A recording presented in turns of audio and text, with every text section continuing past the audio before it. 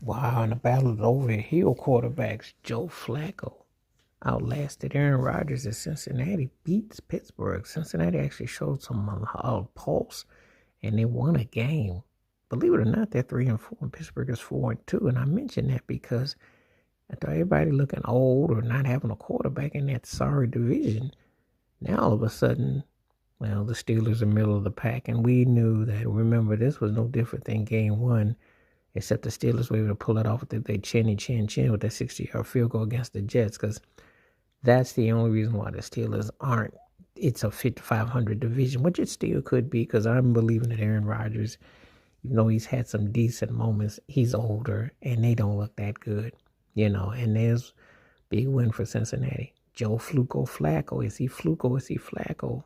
He does this in September or October, so don't get excited. He's notorious for winning these games and looking good for a while. Then he goes cold. But this was a big win for Cincinnati. Huge, because their offense had been inept. Joe Browning didn't get it done after Joe Burrows went down. And you got too much talent on that team to be so run-of-the-mill. So it was a huge win for the Bengals.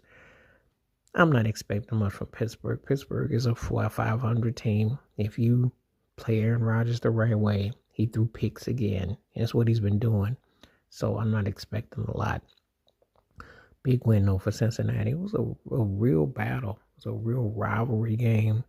And it's a huge win for Cincinnati. Pittsburgh's still on top at 4-2, but no one's buying the Steelers. And as you know and I know, if Burrow was healthy and Lamar Jackson were healthy, I think the Steelers would be a 500 team, but they would not hardly be in first place. I respect Mike Tomlin, but this team is not that good. Their offense has been able to get over a little bit. Their defense doing just enough, but every game is nip and tuck.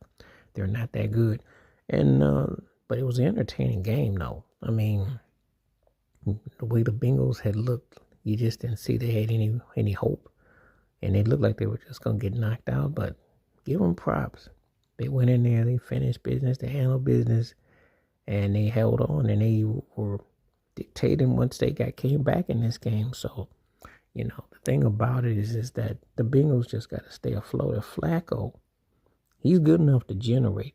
It's funny, for all the stuff that Aaron Rodgers has accomplished, and he's in 4-time MVP and all that, he's just a better version of Joe Flacco, basically. It's like a Whopper to double Junior Whopper, but it's basically the same thing because they each got one Super Bowl ring. They each had a great run. I mean, yes, Aaron Rodgers is more accomplished number style, but how far much better is he than Joe Flacco when you think about it? Because he